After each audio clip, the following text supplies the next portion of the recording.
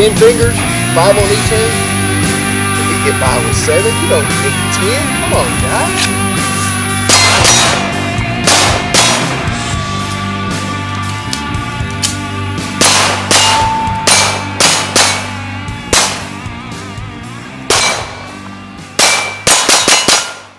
How y'all doing this evening?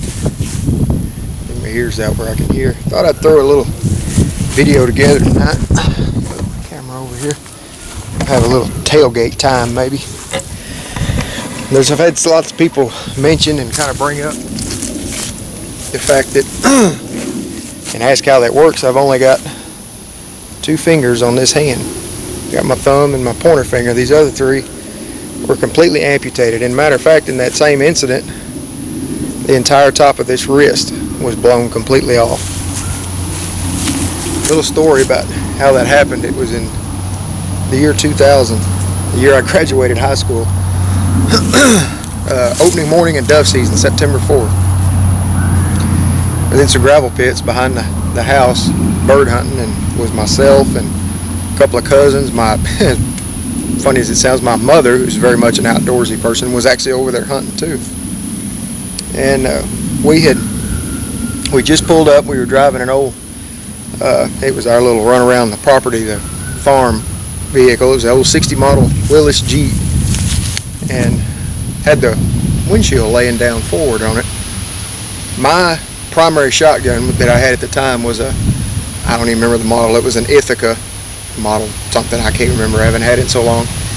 Semi-automatic. And one of the ejectors broke. It had 2 ejectors on it. One of them broke, so it was failing to eject about every other shell. Well, that's no fun when you're trying to bird hunt. So, make a long story short, I had an uncle that had just previously passed away, and he had a huge collection of guns. He had a bunch of shotguns. And I picked up out of that collection just to shoot until I could get mine fixed. It was an old, it was made in the 60s, I believe. The nickname was the Humpback Browning, the Humpback Belgian Browning, semi-automatic, beautiful gun in excellent shape. I picked it up out of his collection that we were kind of trying to price some of them so we could sell them for my aunt, and just so I'd have something to shoot that morning. Anyway, we pulled up over there. As many of you know, we carry a dove bag. Most people carry a dove bag or a vest with shells in it, and then a bird holder behind you. And we pulled up. I actually set the shotgun up on the windshield where that old Willis windshield was folded down.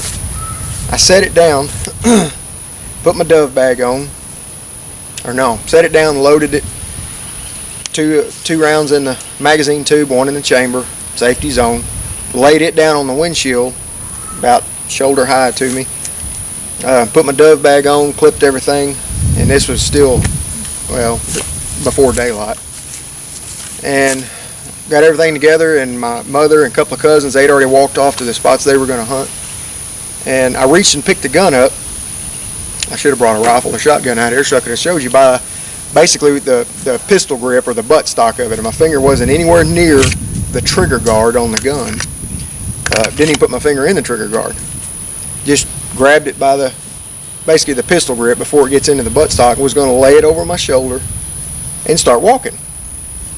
Well, as soon as I reached and picked it up and started up to go on my shoulder, as soon as it went vertical, it went off. Once again, finger nowhere near the trigger. Well, of course, I wasn't expecting it to, so I didn't have, a super tight grip on it. And the recoil blew it out of my hand. It blew it straight down. It went off when it was pointing straight up. When it did, when the butt stock hit the ground, it went off again, second time. And it just so happened when, I guess out of instinct, when I've been taught all the years I've been hunting and fishing, and keep your bow out of the water, keep your bow, don't drop it, keep your gun out of the water. You instinctively try to grab a gun and keep it up, keep it pointing in a safe direction. Well, when it went off, my instinct was to grab it, reach and try to grab it. Well, when I did, and it hit the ground and went off again, it amputated these 3 and took the entire top of that wrist off. It was literally right over the muzzle.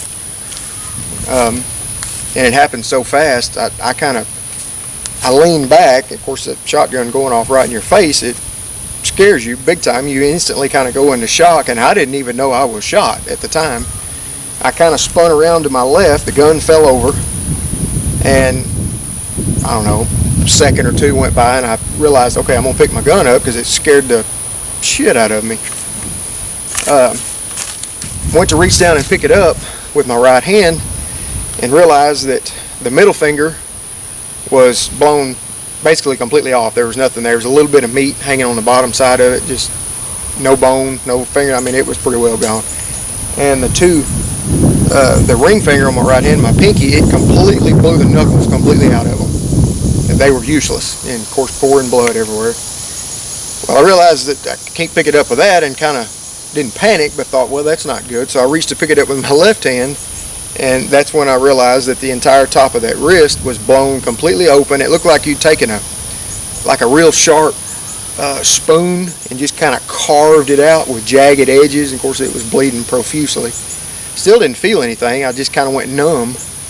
Realized that that's obviously a problem. So my mother and cousins that were hunting with us knew. I mean, it wasn't even daylight. It wasn't even bright enough to be shooting at a bird yet. So they thought, in 2 shots back to back, just boom like that, they hollered, and I hollered back.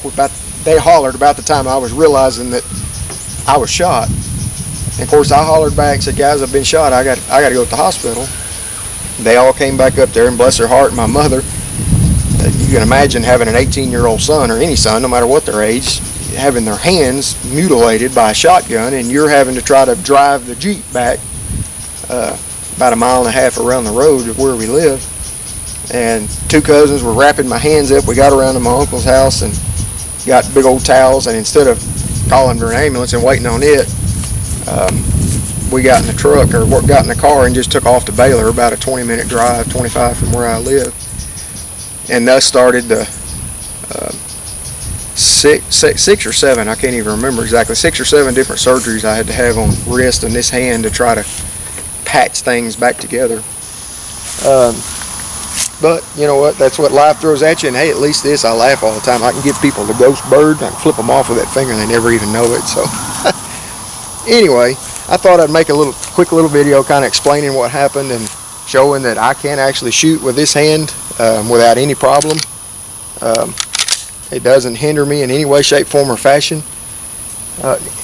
These 2 fingers have gotten extremely strong to make up for the lack there. So anyway, we'll turn the camera back around here and shoot a little bit tonight. I was out here practicing. I got most of my rig together. For some of you guys that watch that shoot USPSA, y'all can tell me if I'm doing all right. It's a double alpha holster, double alpha belt. I've got 3 mags. I'm going to start off in limited, so I don't have to do quite so many mag changes. And yes, obviously I'm shooting a 9, and I know it's a minor, but that's just what I'm going to have to do. I need to get another mag carrier, and thinking about getting the extended base plates for these mags. But anyway, that's what I got to work with right now. So hopefully here in the near future, I'll go try my hand at a couple of matches somewhere. So let's spin this thing back around here. I'm going to shoot it a time or 2 with my strong hand and my weak hand, and we'll wrap this video up.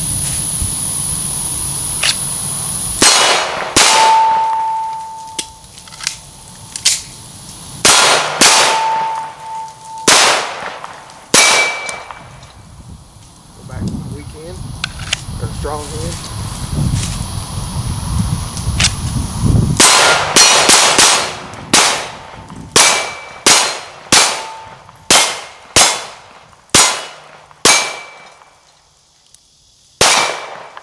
Nailed it. Y'all can't see it over here. There's a couple. I don't think y'all can see it. No, you can't see it. There's a couple other targets I've got sitting over here. Anyway, thanks for watching this evening, and I thought there's been some people that have messaged me and kind of wanted to know. Everybody wants to know where the name, and I can't figure out a good name for the channel. I don't like 7 TV. I didn't like 7. My nickname, obviously, because I have 7 fingers, is 7. I got the tattoo to match it. Hope I don't lose any more fingers, or I'll be putting 7 minus something. Anyway, and I guess that's not very original, but nearly everybody at work and friends call me 7. That's just kind of my nickname, has been for the last 17 years since this happened. So I thought, why not call the channel that, but I don't really like what I've got. If anybody's got any suggestions, ideas, I'm all ears, big time. I'm still obviously really new to this and learning, so but I really appreciate everybody taking a few minutes to watch tonight. Maybe this will explain to some of you that kind of wonder, how's he manipulating? That's another reason I got the Shadow, the magazine release. I can manipulate the magazine release, everything I need to do, because it's got enough texture and the grip is narrow enough, especially up here, to get up high under the beaver tail. Anyway, it just fits my hand extremely well. So, thanks for watching tonight. I've said that a couple of times now. I hope everybody's having a wonderful evening. I hope the wind's not blowing. I can feel it. It might be on the microphone. Excuse me. And a little explanation on the word, my nickname, and why I've only got 7 fingers, and a little explanation and all that. So, thank you all for watching tonight. Any recommendations for equipment, just a quick little glimpse of shooting, this, that, and the other, please, I'd love to hear from you below in the comments. Thanks for watching. Everybody have a wonderful evening.